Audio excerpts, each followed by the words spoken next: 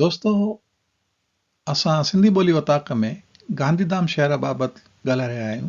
Part 2 में घणे भाङे असां काका तोलाणी ऐं उन जे परिवार जे बारे में ॻाल्हाईंदासीं त उन्हनि गांधीधाम में कहिड़ा कॉलेज वग़ैरह बर्पा कया ऐं विकास कयो आहे जिते अॼुकल्ह 8-9 हज़ार स्टूडेंट्स पढ़ंदा आहिनि।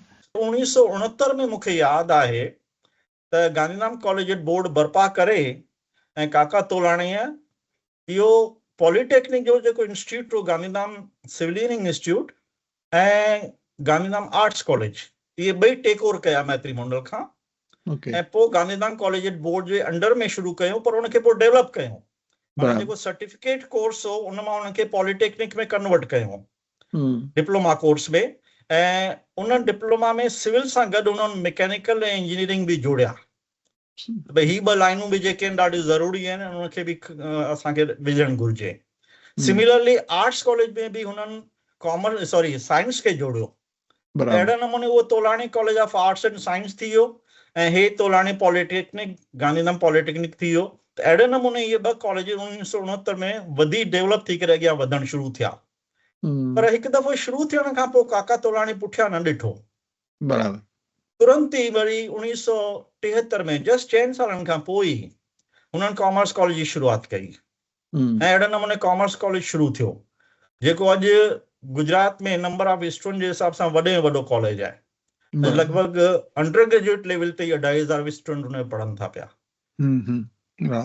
त उहो हलंदो रहियो। हाणे इहो सभु जेको आहे सो कंटिन्यूस हलियो, लॻभॻि सम्झो त 11 साल हुन में ॿियो को चेंजिस न थियूं, छो त विच में चेंजिस इहे थियूं त काका तोलाणी पास्ट अवे। पोइ काका तोलाणी जे गुज़री वञण खां पोइ हुननि जेका वॾी डॉटर हुई, वॾी धीउ हुई, Mrs Jamwanti Kanal, she took over. ऐं उन टाइम ते ई हिननि इहा शुरूआत कई। जीअं ई मिसिस कनल आया त उन्हनि खे लॻो त भई हाणे ॿिया कॉलेज त बराबरि हलनि पिया था, पर मैनेजमेंट जे कॉलेज जी बि ज़रूरत आहे। ऐं मिसिस कनल जो को रिलेशन में हुयो जेको AICT में हो, त उनखे ईअं लॻो त हाणे हिन जो मां उपयोग करे ऐं MBA लाइ कॉलेज PGDBM जो कॉलेज वठी सघां थी।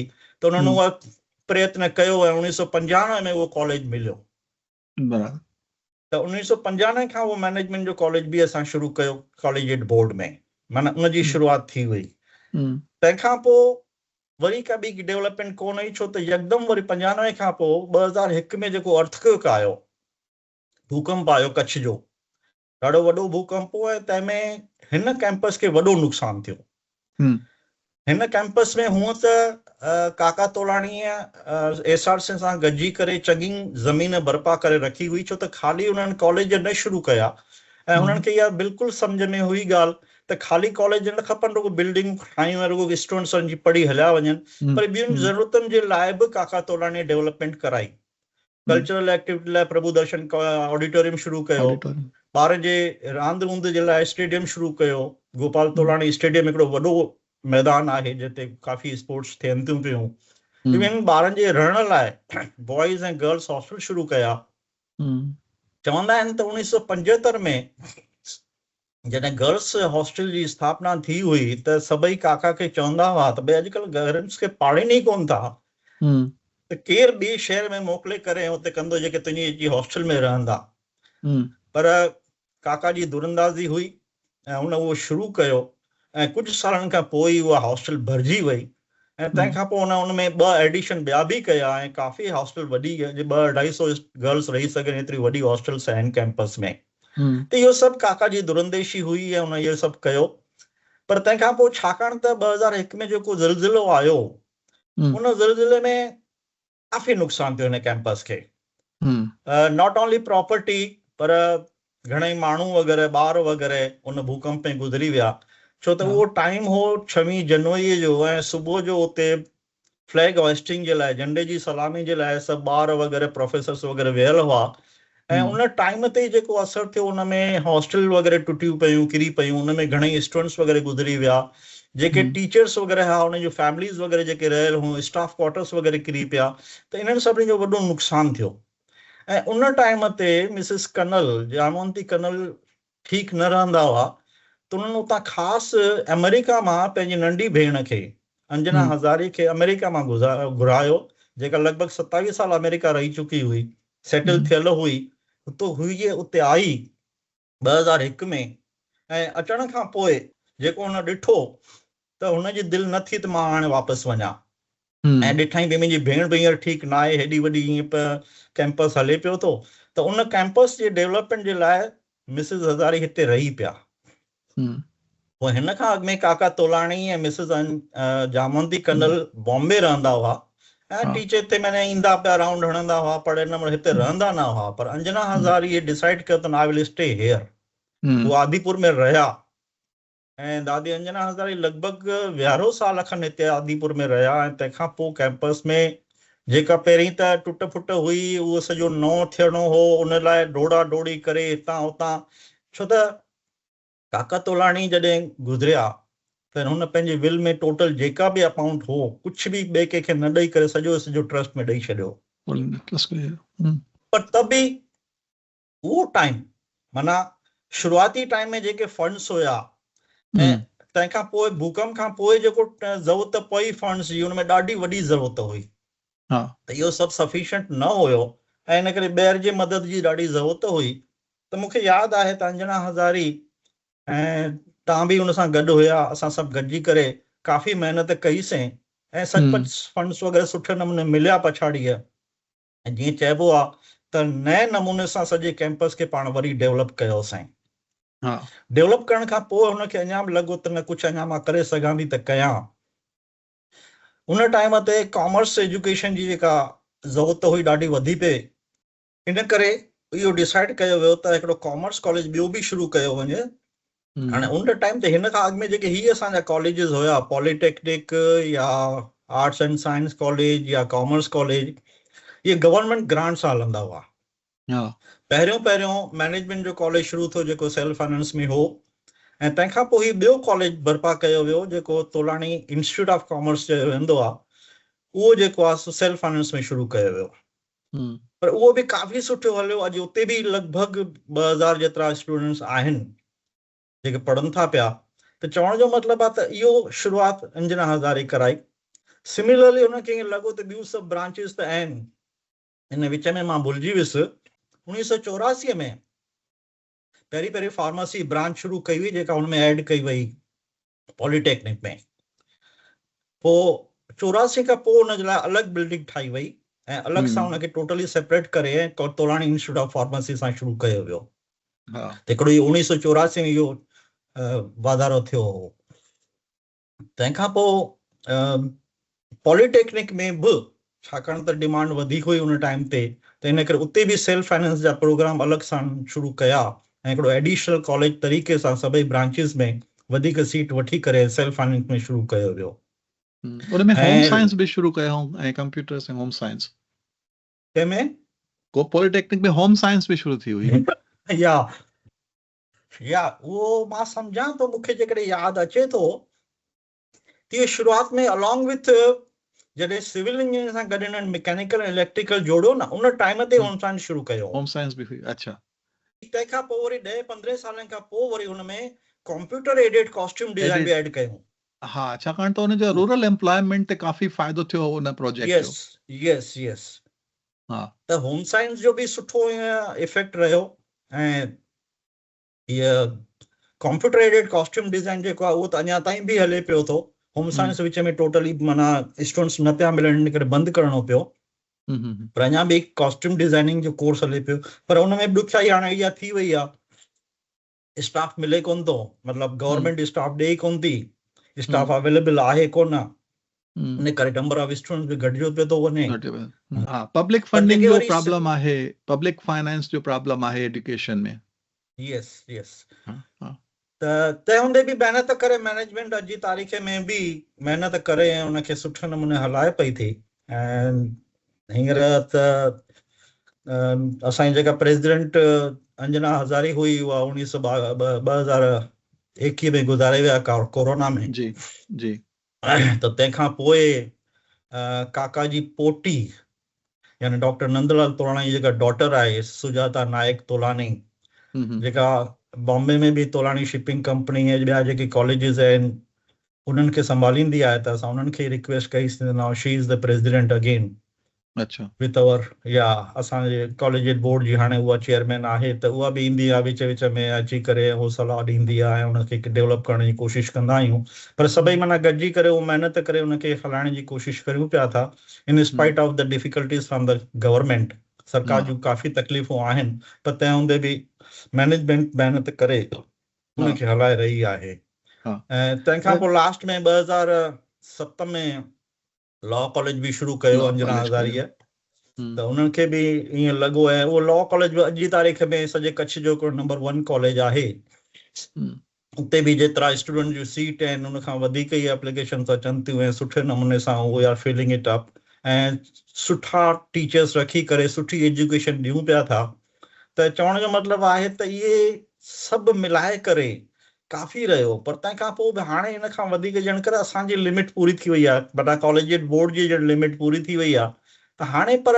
ॿियूं ज़रूरतूं आहिनि शहर जूं अञा वधीक त इन करे ॿिया कॉलेज खुलिया आहिनि शहर में त उन्हनि में वेच के वञण खां पहिरीं थोरो अंदाज़ माण्हुनि खे अचे भई केॾो वॾो कैंपस आहे उनजे बारे में थोरो ॿुधाए भई लॻभॻि उते 5000 6000 घणा स्टूडेंट्स आहिनि हिन वक़्तु तोलाणी विद्या मंदिर में स्टूडेंट्स लॻभॻि हींअर 9000 खां मथे स्टूडेंट्स आहिनि अच्छा टोटल ब्रांचेस ॻणियूं त आर्ट्स साइंस कॉमर्स जा 2 कॉलेजिस आहिनि तंहिंखां पोइ फार्मेसी पॉलिटेक्निक माना इंजीनियरिंग में civil mechanical electrical computer aided costume design ऐं कंप्यूटर इंजीनियरिंग बि आहे सेल्फ फाइनेंस में कोर्स ऐं लॉ कॉलेज एतिरा सभु कॉलेजिस आहिनि माना हूअं टोटल असीं हुनखे 7 कॉलेजिस ॻणींदा आहियूं 7 कॉलेज में लॻभॻि 9,500 जेतिरा स्टूडेंट्स आहिनि जेके पढ़नि था पिया ऐं नॉट ओनली दैट कॉलेजिस जे बारे में मूंखे ॾाढी ख़ुशी थींदी आहे नंबर 1 मैनेजमेंट जी पॉलिसी जे हिसाब सां का बि डोनेशन स्टूडेंट्स खां न वरिती वेंदी आहे ही जॾहिं मैनेजमेंट जो कॉलेज शुरू थियो एबीओ तॾहिं त ॾाढी डिमांड हुई एमबीए स्टूडेंट्स जी ऐं हुन टाइम ते त माण्हू तयारु हूंदा हुआ ॾाढी वॾी डोनेशन ॾियण लाइ मैनेजमेंट सीट लाइ पर management refuse to accept any management seat अॼु जी तारीख़ में बि का मैनेजमेंट सीट असां वटि न आहे माना टोटल जेके बि एडमिशन्स असां कंदा आहियूं उहे सभु जो सभु मेरिट ते ई कंदा आहियूं ऐं सिंपल हिकु कॉमन फी ते ई कंदा आहियूं त इन जे करे इहो हिकिड़ो वॾो असूल जेको रहियो आहे मैनेजमेंट जो that is very much helping ऐं इन करे इन जो वॾो नालो आहे माण्हू एप्रिशिएट कनि था त भई न हीअ संस्था बिल्कुलु कंहिं बि नमूने सां कमाई जे तौर सां न पर सेवा जे तौर सां कमु करे थी पई माना उहो जेको बुनियाद मूंखे यादि आहे चिंता कंदी हुई मिसिस हज़ारी बि मां हुते हूंदो हुउसि जॾहिं भई छा थींदो कीअं थींदो succession planning as a leadership team ॻाल्हाईंदा हुआसीं त मां चवंदोमांसि भाई मैडम तव्हां चिंता न कयो छाकाणि त जेको तोलाणी विद्या मंदिर जे ॿिज में बुनियाद में जेको आहे ईमानदारी आहे ऐं शेवा जी भावना आहे जेका काका प्रभदास तोलाणी विझी आहे फाउंडेशन में त उन वण खे कॾहिं बि तकलीफ़ न थींदी आहे जंहिंजे बुनियाद में सचाई ऐं ईमानदारी हूंदी आहे त मूंखे उमेदु आहे त इहो ॾाढो अॻियां विकास थींदो विद्या मंदिर जो असां हुनखे प्यार सां तोलाणी विद्या मंदिर चवंदा आहियूं पर ॾिठो वञे त सॼे शहर जे विकास में इन स्कूलनि जो ऐं कॉलेजनि जो तमामु वॾो हथु आहे मां सम्झां थो 80 खां 90% जेके बि उते एडल्ट्स आहिनि उहे लॻभॻि कॉलेजनि मां उतां ई पढ़ियल आहिनि यू आर राइट देवन इहो ॻाल्हि तुंहिंजी सही आहे बिल्कुलु हिकिड़ो त जेके बि हिते हींअर बिज़नेस में ॾिसणु अचनि था जेके बि ॿार मां ॾिसंदो आहियां मूंखे त यादि ईंदो आहे मां त छाकाणि 1976 खां जॉइन कयो आहे अॼु वॾा बिज़नेसमैन ॾिसंदो आहियां they are all my students वणंदो आहे ईअं ॾाढो त लॻभॻि उन टाइम ते छाकाणि त ॿियो को ऑप्शन न हूंदो हो या ॿाहिरि वञण जी का इच्छा न हूंदी कंहिंखे त सभु हितां ई पढ़िया आहिनि जेके बि कॉमर्स लाइन में तव्हांखे बिज़नेस लाइन ॾिसणु ईंदा सभु जा सभु चवंदा असीं कॉमर्स कॉलेज जा पढ़ियल आहियूं या इंजीनियरिंग में बि किथे मां ॾिसां थो फॉरेन में बि कहिड़ा माण्हू वियल आहिनि उहे किथां जी चवंदा आहिनि उते बि चवंदा आहिनि त भई असीं तोलाणी मां पढ़ी आया आहियूं त चवण जो मतिलबु इहो आहे त अगेन वॾे में वॾी ॻाल्हि त शिक्षा जेका ॾिनी वञे थी तइलीम जेका ॾिनी वञे थी हिकिड़ी सिंसियर आहे टीचर्स वग़ैरह प्रोफेसर्स वग़ैरह सिंसियर आहिनि ऐं जंहिंजे करे अॼु जी तारीख़ में बि गुजरात में या कच्छ में जेके रिज़ल्ट्स अचनि थियूं उनजे टॉप 10 में असांजे तोलाणी जा ॿार पहिरें नंबर ते हुजनि था फार्मेसी हुजे या मैनेजमेंट हुजे, अॼु भले सभु गुजरात टेक्निकल यूनिवर्सिटी में आहिनि, पॉलिटिक्स जा स्टूडेंट्स वग़ैरह आहिनि, पर पहिरें ॾहनि में 5-7 स्टूडेंट त असांजा हुजनि ई था हर दफ़े। ऐं कच्छ यूनिवर्सिटी में त लॻभॻि 5-7 स्टूडेंट पक्का ई आहिनि, हर कंहिं डिग्रीअ में, हर कंहिं कोर्स में, पोस्ट ग्रेजुएशन में। नॉट ओनली दैट, पर हिननि कॉलेजनि में कॉमर्स ऐं आर्ट्स साइंस वग़ैरह में पोस्ट ग्रेजुएशन बि ॾाढो डेवलप कयो आहे।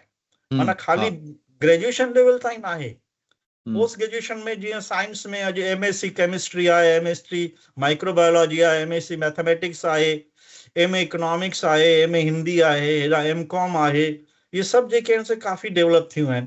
सिमिलरली हिन मैनेजमेंट कॉलेज में MBA सां गॾु असां हींअर BBA बि शुरू कयो आहे, 2-3 साल थिया आहिनि, ऐं उन में बि सुठी डिमांड आहे। त इन करे हिन साल खां वरी असां उन में हिकिड़ी बैच ऐड था करियूं, नंबर ऑफ स्टूडेंट 60 मां वधाए 120 था करियूं। त चवण जो मतिलबु आहे त इहे सभु जेके ॻाल्हियूं आहिनि, इन जो कारण सिर्फ़ु हिकिड़ो ई आहे त माण्हुनि खे हिते जी एजुकेशन में विश्वास आहे। जेके ॿिया कॉलेज बि खुलिया आहिनि, मूंखे फ़ख़ुरु आहे चवंदे, पहिरीं हू कोशिशि कंदा तोलाणी में एडमिशन मिले, जिस कंहिं बि हालत में तोलाणी में नथी मिले त लाचार हू ॿिए के कॉलेज में वञनि था, ऐं पोइ वरी उन्हनि खे जे चांस मिले थी त कोशिशि कनि था 2 साल में 3 साल में वापसि असांखे तोलाणी में अचण ॾियो। इहो हिकिड़ो वॾो मतिलबु रेप्यूटेशन आहे हिन संस्था जो, ऐं हुन जो कारण सिर्फ़ु हिकिड़ो ई आहे, जेका हिन जी मैनेजमेंट जी ईमानदारी आहे, उहा हिकिड़ी वॾी शइ आहे, जेको वॾो रोल प्ले करे रही आहे। HK असां तोलाणी फैमिली जो कंट्रीब्यूशन कंक्लूड करण खां पहिरीं 2 ॻाल्हियूं ॿियूं मां चवणु चाहींदुसि, तव्हां रिफ्लेक्ट कयो उन्हनि जे मथां बि, ऐं पोइ B.Ed कॉलेज ऐं ॿिया जेके नवां कॉलेजिस बि ठाहिया आहिनि उन जे बारे में बि, उन्हनि जो बि हथु आहे फ्यूचर जे बारे में। त काका तोलाणी आदिपुर में हिकु तोलाणी आई हॉस्पिटल खोली हुई, ऐं उन जे बारे में थोरो ॿुधायो। ऐं ॿियो उते हिकिड़ो उन्हनि, छाकाणि त काका जी ज़िंदगी सां जुड़ियल हिकिड़ो वाक़ियो आहे जेको यू नो इट, ऐं ॿुधाईंदा त उते उन्हनि हिकु सेवा केंद्र शुरू कयो, रामकृष्ण विवेकानंद सेवा केंद्र। त उन्हनि 2 शयुनि जे बारे में थोरो ब्रीफली ॿुधायो। ज़रूरु। काका तोलाणी मूं जॾहिं खां ॾिठो, मां जॾहिं खां जॉइन थियुसि, ऐं तंहिंखां पोइ बि लॻभॻि 12 साल मां काका सां बि कमु कयो हो। काका खे पंहिंजनि लाइफ जे लास्ट 25 साल में आईसाइट न हुई, हू ॾिसी न सघंदा हुआ। मूंखे यादि आहे हू जॾहिं बि बॉम्बे खां ईंदा हुआ, रेगुलर ईंदा हुआ, हर 2-3 महीने 4थे महीने ज़रूरु ईंदा हुआ।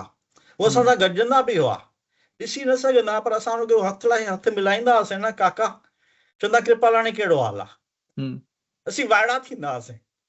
भई हुनखे अंदर जी एतिरी शक्ति आहे जो हिकु दफ़ो हुन असां सां गॾिया, असांजो आवाज़ ॿुधो, असां सां हथु मिलायूं, त हर फैकल्टी मेंबर खे सुञाणंदा हुआ।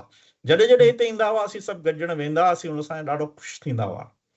त उन्हनि खे छाकाणि त आईसाइट न हुई, त उन्हनि खे ईअं मन में आयो त कच्छ में वरी अगेन ड्राई सीज़न हुअण जे करे अखियुनि जा जेके मतिलबु बीमारियूं आहिनि काफ़ी घणियूं आहिनि। ऐं उन टाइम ते जॾहिं हिननि सोचियो त उन टाइम ते सचपच कच्छ में आई हॉस्पिटल सुठियूं न हुयूं, अखियुनि जूं अस्पतालूं न हुयूं सुठियूं। त 1982 में काका हिकिड़ी अखियुनि जी अस्पताल शुरू कई, हिकिड़ो अलॻि सां प्लॉट वठी करे पंहिंजे ट्रस्ट में, ऐं हुननि इहा बर्पा कई। 1982 में शुरू थियल अस्पताल अॼु जेका आहे हिकिड़ी ग़रीबनि जो वॾो हमदर्द आहे, पर उन सां गॾोगॾु एतिरी सुठी क्वालिटी जी उन में ट्रीटमेंट मिले थी पई जो शाहूकार बि उन हॉस्पिटल मां अची पंहिंजी सर्जरीज़ वग़ैरह ट्रीटमेंट वग़ैरह कराइनि था। अॼु जी तारीख़ में हिकिड़ी जेके मॉडर्न आई हॉस्पिटल चऊं, हिकिड़ी उहा मॉडर्न आई हॉस्पिटल तरीक़े कमु करे रही आहे। मां सम्झां थो 5-6 सालनि में उहा पंहिंजी गोल्डन जुबली 50 साल बि पूरा कंदी, पर इट इज़ वर्थ जेका सेवा कई आहे। अॼु जी तारीख़ में बि डॉक्टर खे असांजे तरफ़ां, मैनेजमेंट जे तरफ़ां इहा परमिशन आहे त तो वटि को पेशेंट आयो आहे, हुनजी कैटरेक्ट सर्जरी करणी आहे, तो हुनखे ॿुधायो भई 5,000 रुपया ख़र्च ईंदो, हुनखे ईअं लॻे थो मुंहिंजी कैपेसिटी न आहे 5,000 ॾियण जी, इन करे मां नथी करायां, तो तुर्त हुनखे मुफ़्त में सर्जरी करे ॾे। ऐं not only from the management, हाणे ॿाहिरां खां बि असांखे डोनेशन्स अचनि थियूं ख़ासि फ्री सर्जरीज़ लाइ। त इन जे करे माना टोटली को रेस्ट्रिक्शन कोन्हे, जेको बि अचे ऐं चए भई मुंहिंजी कैपेसिटी न आहे त हुनखे फ्री ट्रीटमेंट करे ॾिनी वञे थी पई। त हिकिड़ो इहो वॾो नालो आहे हिन ट्रस्ट जो, तोलाणी आई हॉस्पिटल ट्रस्ट जेका आहे हुनजो हिकिड़े अलॻि ट्रस्ट आहे, ऐं इन जो वॾो नालो आहे, ऐं सुठी माना जेके चइजे मॉडर्न हॉस्पिटल आहे, सुठा डॉक्टर्स आहिनि, ऐं सुठो हुनजो कमु हली रहियो आहे।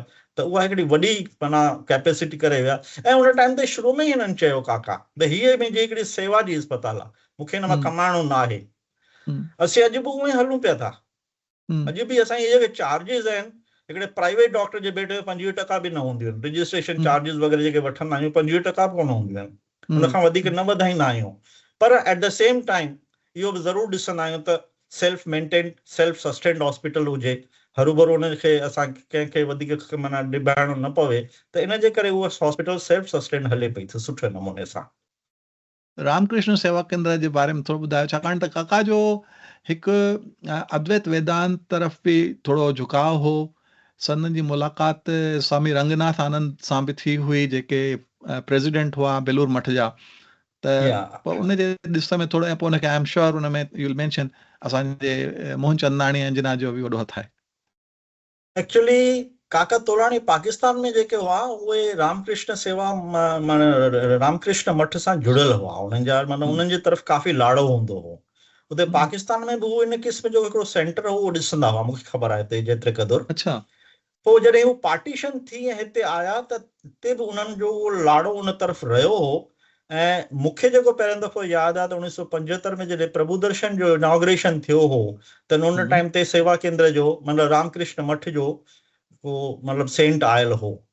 अच्छा। ऐं उन खां पोइ हिननि खे ईअं फील थियो त भई हाणे जेकॾहिं हीअ सचपच काका जो एतिरो लाड़ो आहे त हिते असांखे करणु घुरिजे। ऐं रादर उन टाइम ते जेके सेंट आया हुआ उन्हनि चयो हो स्वामी जन त भई छाकाणि त तव्हां वटि हेॾो वॾो कैंपस में यूथ आहे त यूथ खे छो न असां स्पिरिचुअल तरफ़ डाइवर्ट करियूं, आध्यात्मिक तरफ़ डाइवर्ट करियूं। इन जे करे ई धीरे धीरे उन्हनि खे इन तरफ़ आणण जो एम काका जो बि वीचार हो त असांखे आणणु घुरिजे। पर 88 में काका जी गुज़ारे विया त तंहिंखां पोइ ॻाल्हि रहिजी वई। पर 88 में ई mister Mohan Chandrani as a secretary join कयो हो असांजे कैंपस खे, ऐं उहो बि ईअं रामकृष्ण मठ जे तरफ़ थोरो लाड़ो रखंदा हुआ। त पोइ उन्हनि उन टाइम ते डिमांड कई एसआरसी खां त भई असांखे रामकृष्ण सेवा केंद्र शुरू करण लाइ कुझु प्लॉट वग़ैरह ॾियो। त पोइ हुननि खे प्लॉट मिलियो ऐं उहो प्लॉट लॻभॻि 4 एकड़ जो प्लॉट आहे उहो हुननि वरितो। पोइ जॾहिं मैडम जानवंती कनल हुआ या अंजना हज़ारे हुआ, हिननि गॾिजी करे पोइ हिते हिकिड़ो शुरूआती मंदरु जहिड़ो ठाराए छॾियो ऐं पोइ हुन खे कनेक्ट करे छॾियो रामकृष्ण सेवा केंद्र राजकोट सां। ऐं पोइ अहिड़े नमूने करे हुननि पंहिंजे लेवल ते पहिरीं शुरू कयो, हिकिड़े पंहिंजी ट्रस्ट ठाहे करे शुरू कयो। महिनत इहा पे असांजी हली त इहो जेको आहे सो रामकृष्ण मठ जो हिकिड़ो पंहिंजो प्राइवेट सेंटर थी वञे मतिलबु। ऐं असां उनखे उहो लैंड ऐं सॼो हैंड ओवर करण लाइ तयारु हुआसीं। ऐं धीरे धीरे उहा बि महिनत असांजी रंग लाए ऐं मैडम अंजना हज़ारे जे हूंदे ई इहो डिसीशन अची वियो, बेलूर मठ एक्सेप्ट कयो भई कच्छ में हिकिड़ो जेको सेंटर खपे रामकृष्ण केंद्र, उनमें भुज हिन खां अॻु जो झूनो सेंटर हो पर उनखे न ॾेई करे हिननि हिते ॾिनो आदिपुर खे। उन पुठियां हुननि जो मर्कज़ इहो ई हो, पर्पज़ इहो ई हो त जेके 9000 स्टूडेंट्स यूथ हुते पढ़े थो पियो त उन्हनि खे हू पंहिंजे डाइवर्ट करे सघनि स्पिरिचुअलिज़म तरफ़। इन करे लॻभॻि मूंखे यादि आहे त रेगुलरली असांजे कैंपस में अॻे बि जॾहिं कैंपस में इहो सेंटर न हो तॾहिं बि 3 खां 4 दफ़ा स्वामी जी ईंदा हुआ अलॻि अलॻि जॻहियुनि तां, उन्हनि जा लेक्चर्स वग़ैरह ऑर्गेनाइज़ थींदा हुआ प्रभु दर्शन में। ऐं इन नमूने सां असां यूथ खे उन तरफ़ डाइवर्ट कंदा हुआसीं। ऐं हाणे त फुल फ्लेज उते सेंटर आहे ई, उन्हनि जा रेगुलर शाम जो डिस्कोर्स वग़ैरह हूंदा आहिनि। प्लस जेके वॾा वॾा स्वामी हूंदा आहिनि उनखे अॻियां बि असां कैंपस में कॉलेजिस वग़ैरह में स्टूडेंट्स वग़ैरह जे साम्हूं उन्हनि जा लेक्चर्स वग़ैरह ॾियारींदा आहियूं। त इन नमूने सां इहो सेंटर बि ॾाढो सुठो हलियो ऐं असां हाणे उहा जवाबदारी जेका आहे असां बेलूर मठ खणी वरिती आहे ऐं माना लैंड बि हैंड ओवर करे छॾी आहे ऐं इहो सॼो हाणे सेंटर जेको आहे उन्हनि जे हथ में आहे। हा, तमामु सुठो। त हाणे हीअ त ॾाढी वॾी लेगेसी आहे ऐं मुंहिंजी त इहा उमेदु आहे त इनखे शहर वारा संभाले रखंदा ऐं अॻियां वधाईंदा रहंदा आहिनि एजुकेशन खे। पर काफ़ी कुझु ॿियो बि वधारो थियो आहे, जीअं हुते हाणे बीएड कॉलेजिस खुलिया आहिनि जेके गजवाणी जी तरफ़ां खुलिया या मैत्री मंडल जी तरफ़ां, त उन्हनि जे बारे में थोरो आख़िर में ॿुधायो। हाणे हिन में जॾहिं तोलाणी कैंपस में ईअं लॻो त हाणे असांखे कुझु लिमिटेशन्स आहिनि, हिन खां वधीक नथा वधी सघूं। ऐं प्लस अगेन जॾहिं ॿाहिरि बि ॿियनि खे संस्थाउनि खे बि ईअं लॻो त असांखे शुरू करणु घुरिजे, कुझु योगदान ॾियणु घुरिजे, त छाकाणि त हिते जेके कॉलेज ऑलरेडी हलिया पिया उहे एतिरा सुठा त उन्हनि खे लॻो भई साॻिया कॉलेज असां शुरू कंदासीं त असीं हलाए न सघंदासीं। पोइ इन करे पहिरीं एजुकेशन कॉलेजिस जी ॻाल्हि आई, B.Ed कॉलेजिस जी ॻाल्हि आई, बैचलर ऑफ उन टाइम एजुकेशन ते टीचर ट्रेनिंग लाइ जेके कॉलेज थींदा आहिनि, टीचर्स लाइ कॉलेज जेके टीचर्स एजुकेशन जा कॉलेजिस जेके थींदा आहिनि, B.Ed कॉलेजिस चइबो आहे, त उहो बि पहिरीं कच्छ में हिकिड़ो रुॻो मुंद्रा में हूंदो हो। त इन करे हिते हिन एरिया में जेके बि टीचर्स थींदा उन्हनि खे ॾाढी तकलीफ़ थींदी हुई मुंद्रा वञी रहण जी, पढ़ाई करण जी। त यकदमि 2-3 संस्थाउनि तुर्त सोचियो। पहिरीं मैत्री मंडल सोचियो, उन्हनि अप्लाई कयो, उन्हनि हिंदी मीडियम में B.Ed कॉलेज शुरू कयो, दादा दुखायल B.Ed कॉलेज जे नाले सां उहो उन्हनि पंहिंजे मैत्री मंडल में ऐड कयो। सिमिलरली स्कूल एजुकेशन में मूंखे चवणु विसरी वियो, निर्मला गजवाणी बि हिन में वॾो रोल अदा कयो हो। उन साधू वासवाणी मिशन सां गॾिजी करे हिकिड़ो साधू वासवाणी इंटरनेशनल स्कूल शुरू कयो गांधीधाम में, ऐं उहो स्कूल सुठे नमूने सुठे पैमाने ते उन्हनि इंग्लिश मीडियम में शुरू कयो।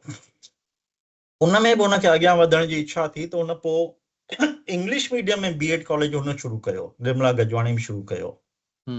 सिमिलरली हिन एरिया में नर्सिंग कॉलेज कोन हो, त निर्मला गजवाणी खे उहो बि सुझियो, छाकाणि त हुनजो हस्बैंड जेको हो डॉक्टर गजवाणी, हुआ त डॉक्टर, त इन करे हुन पोइ नर्सिंग कॉलेज बि हिते शुरू कयो, जेको नर्सिंग कॉलेज ऐं B.Ed कॉलेज, ये 2 कॉलेज जेके आहिनि से गजवाणी ग्रुप में आहिनि, होॾां B.Ed कॉलेज हुते आहे। सिमिलरली गुजराती वारनि बि हिकिड़ो B.Ed कॉलेज गुजराती मीडियम में बि शुरू कयो। इहे 3-4 कॉलेज हलिया। विच में मूंखे ॿुधाइणु विसरी वियो त लॻभॻि पाण जॾहिं प्रिंसिपल ऑफ कॉमर्स कॉलेज में, त 1998 में उन टाइम ते थोरो ईअं गुजरात में BBA जो चलन हलियो पे, त असांखे बि इंट्रस्ट थियो, बि चलो BBA शुरू कयोसीं, पर अलाए छो मैनेजमेंट खे ॾाढो ईअं तकड़ में सम्झ में न आयो, उन्हनि खे लॻो न एतिरा स्टूडेंट्स नथा मिलनि ऐं न थींदो, त उन्हनि तुर्त पोइ हुनखे बंदि करण जो डिसीजन वरितो, जेको मुंहिंजे हिसाब सां सही न हो, पर anyway management decision was there. त उहो जेको BBA सां तव्हां शुरू करें वरी हिकिड़ी बैच खां पोइ ई बंदि करे छॾियोसीं। गांधीधाम में पोइ हुन BBA जी ज़रूरत महसूस थी, ऐं अकॉर्डिंगली हिकिड़ी ॿी संस्था, अगेन नॉन सिंधी संस्था आहे, उन्हनि इहो BBA कॉलेज शुरू कयो। पोइ उन्हनि में हुननि BBA ऐं BCA, माना असां वटि जेको आहे कंप्यूटर्स में सिर्फ़ु डिप्लोमा आहे, त हिननि बैचलर डिग्री बि कंप्यूटर में शुरू कई पई। त BBA ऐं BCA 2 कॉलेज उन संस्था में बि हलनि पिया था। तंहिंखां पोइ कॉमर्स में, तंहिंखां पोइ अगेन हिननि 2 कॉलेज खां पोइ बि अञा रश चङी हुई, असांजा 2 कॉलेज आहिनि, तंहिंखां पोइ बि रश चङी हुई। त अगेन हिते राजाबाई जेको आहे शिव होटल्स वारे ग्रुप वारो, उन पोइ इहो राजाबाई कॉलेज करे कॉमर्स जो बि शुरू कयो आहे हिते। त इहे एतिरा कॉलेज ॿिया एडिशनल थिया आहिनि। हींअर लेटेस्ट एडिशन जेका हिन साल जी आहे, त शहर जे कुझु वापारियुनि गॾिजी करे ऐं प्रोफेशनल्स वग़ैरह गॾिजी करे हिकिड़ो वॾो कॉलेज शुरू कयो आहे, ड्यून्स कॉलेज शुरू कयो आहे, जंहिंमें उन्हनि MBA BBA ऐं MBA 2 कोर्स शुरू कया आहिनि। ऐं उते बि छाकाणि त अगेन डिमांड आहे, शुरूआती तौर सां डिमांड हुअण जे करे असां त हिकिड़ो लिमिटेड सीट्स रखी वेठा आहियूं। 60 खां वधीक जेके स्टूडेंट बचनि था, त उहे उन्हनि खे मिली था वञनि। त अगेन अॼु बि तारीख़ में बि उहो ई आहे। हिन साल बि जेके एडमिशन थियूं, त BBA में पहिरीं सॼियूं सीट असांजूं भरिजी वयूं। तंहिंखां पोइ जेके स्टूडेंट्स वधिया उहे सभु हुन ड्यून्स कॉलेज में विया। सेम वे MBA में बि ईअं ई थियो, जेके असांजी सीटूं प्रायोरिटी में सभु हिते आया, असांखे मिलियूं सभु सीटूं, बाक़ी जेके बचिया से होॾां विया। त अहिड़े नमूने सां उहो कॉलेज शुरू थियो आहे, छाकाणि त डिमांड आहे, it is a question of demand and supply. त इन करे इहे कॉलेज अॻियां था वधंदा, बट कॉम्पिटिशन में असांखे महिनत करणी आहे, त असीं कॉम्पिटिशन में हुन सां सुठे नमूने टिकी सघूं। That is very important. पर उन में एचके मां थोरो ॿिए नमूने बि ॾिसंदो आहियां, त जेकॾहिं कंहिं पर्टिकुलर सर्विस जो हिकु जोग्राफिक एरिया में कॉन्संट्रेशन वधंदो आहे, त हू फ़क़ति पाण में बि कॉम्पिटिशन, पर ॿाहिरां माण्हू बि उते वधीक अचणु शुरू थींदा आहिनि। जीअं हाणे विनो भई आनंद आहे, वल्लभ विद्यानगर में जाम ट्रस्टूं आहिनि, जाम कॉलेजिस हलनि था, पर उते ॿाहिरां माण्हू बि ॾाढा वञनि था। त मूंखे त इहा ई उमेदु आहे त कच्छ में, न सिर्फ़ु कच्छ में या गुजरात में, पर ॿियनि जॻहियुनि जे कंपेरिज़न में बि गांधीधाम थी सघे थो हिकु वॾो एजुकेशनल हब ठही वञे पंहिंजो पाण में, ऐं उन लाइ भले बुनियादु सिंधी ट्रस्ट विधो आहे, पर ॿिया बि जॉइन करनि था, त तव्हां सुठी ॻाल्हि आहे। आहे एक्चुअली देवेन, सचमुच तव्हांखे ॿुधायां, अॼु जी तारीख़ में बि हाणे हींअर त थोरो घटियल आहे, छो त सभिनी पासे ॾाढो वाधारो थी वियो आहे तइलीमी संस्थाउनि जो। पर मूंखे यादि आहे जॾहिं पहिरीं पहिरीं असां MBA कॉलेज शुरू कयो हो त सॼे इंडिया मां स्टूडेंट्स हुया हा ऐं हुन में बि पर्टिकुलरली सौराष्ट्र सॼो भरियल हो असां वटि। सॼो भरियल हो, हा छो त सौराष्ट्र में को कॉलेज कोन हो, राजकोट वग़ैरह में बि एॾो सुठो कॉलेज न हो, त उहे माण्हू हिते ईंदा हुआ। हा पर हाणे छाकाणि त उते उहो डेवलप थी विया आहिनि, इन करे उहे सभु उते सेट थिया आहिनि। पर अगेन कॉम्पिटिशन जे हिसाब सां अॼु बि कुझु ॿार ॿाहिरां खां अचनि था। हा ऐं मूंखे They उमेद आहे feel त इहो it. विकास थींदो पर्टिकुलरली रहंदो। लोअर सेंटर्स जेके आहिनि जिन में मतिलबु सुठा कॉलेजिस न आहिनि, त दे डाइवर्ट टुवर्ड्स तोलानी, हा because there is a name of Tolani in whole Gujarat. सॼे गुजरात हा में नालो सुठो आहे, दैट इज हा ट्रू।